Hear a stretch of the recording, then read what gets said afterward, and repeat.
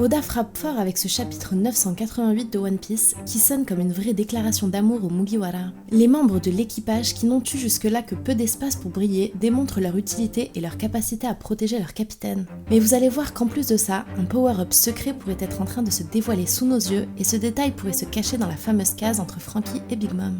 Mais on commence bien sûr ce chapitre avec le face-à-face entre les Minks et les forces de Kaido.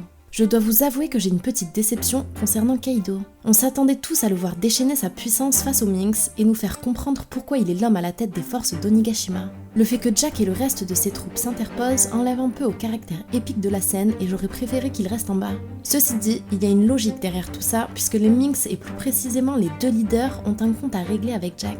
Difficile de prédire l'issue du combat car certes les Minks vont profiter de Sulong pour leur donner un énorme boost de puissance, mais ils font face à Jack qui les a déjà combattus et connaît très bien leurs capacités et leurs limites. Sans intervention extérieure, je pense qu'avec la présence de Kaido en arrière-ligne, on peut s'attendre à une belle prestation des Minks qui ne pourront pas assumer jusqu'au bout l'affrontement avec de telles forces. Leur plus grand espoir serait une intervention de Marco par exemple, qui pourrait surgir dans le ciel d'Onigashima.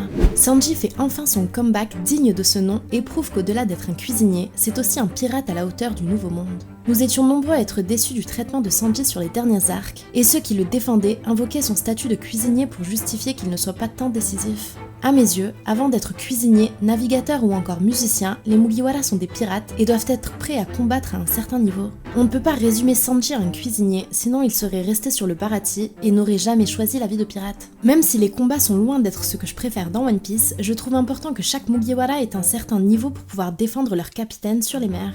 Et justement, Sanji prouve toute son utilité en libérant Momonosuke, pourtant sous la surveillance de King. D'ailleurs, Momonosuke n'était en fait pas libre, comme je vous le disais dans la précédente review, c'est simplement qu'il était trop petit pour être visible d'aussi loin. Reste à savoir maintenant si Sanji va nous surprendre en réussissant à faire face à un ennemi tel que King, ou s'il va simplement la jouer fine et disparaître, laissant King dans l'incompréhension totale.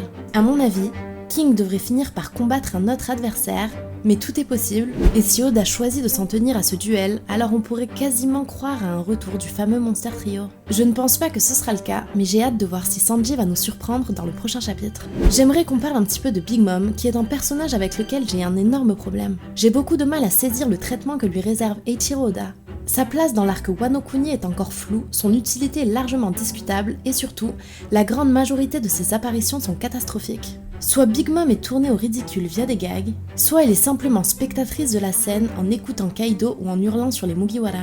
Et le coup de grâce dans ce chapitre, c'est littéralement l'humiliation que lui font subir Franky et Brook en roulant directement sur sa tête et en découpant Zeus en deux. Je fais tout de même encore partie de ceux qui pensent qu'il ne faut pas sous-estimer Big Mom, mais je commence à me poser de réelles questions sur son rôle dans la suite de l'arc. Elle est surpuissante certes, mais semble toujours n'avoir aucun contrôle sur sa puissance, ce qui rend son niveau de menace bien moindre que ce qu'il ne devrait être. Plusieurs issues sont alors possibles. Une trahison de sa part envers Kaido lorsqu'il montrera des signes de faiblesse, une défaite de Big Mom pour mettre en valeur un autre personnage comme Yamato ou un Supernova, ou alors un réel coup d'éclat de Big Mom qui viendrait tuer un personnage important. Difficile à dire, alors j'aimerais bien que vous me disiez en commentaire comment vous voyez la chose de votre côté, ça me permettra d'avoir un maximum de points de vue différents et une meilleure vision sur le personnage. Et enfin, vous avez été nombreux à soulever une excellente question concernant Franky et un secret qu'il pourrait cacher. Big Mom semble prendre sacrément cher lorsque Franky lui roule dessus, bien plus que ce que la logique voudrait.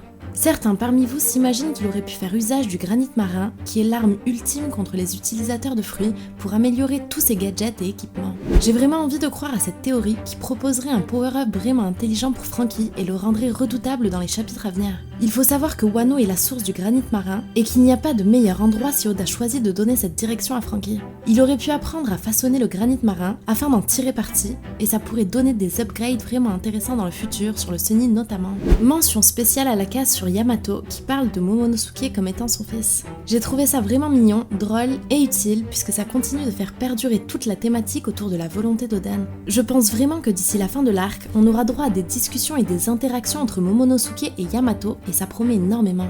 D'un côté, ça risque d'être ultra drôle puisque Momonosuke va certainement se demander qui est ce fou qui se prend pour son père, et de l'autre côté, les révélations que Yamato pourrait faire à Momonosuke à propos de son père promettent d'être ultra touchantes. Symboliquement, c'est aussi très fort puisqu'on aura les enfants des deux protagonistes qui seront au cœur de toute cette affaire, côte à côte et dans le même camp. C'est certainement l'une des choses que j'attends le plus dans la suite de One Piece. Likez cette vidéo si elle vous a plu, c'est important pour son référencement. Donnez-moi votre avis sur Big Mom en commentaire et n'oubliez pas de vous abonner pour ne pas manquer toutes les vidéos qu'on sort chaque semaine. Le rythme va légèrement baisser durant 2 semaines car on est en vacances au soleil, mais pas d'inquiétude, vous aurez toujours votre dose en vidéo sur la chaîne, elles seront peut-être juste un petit peu plus courtes pendant cette période.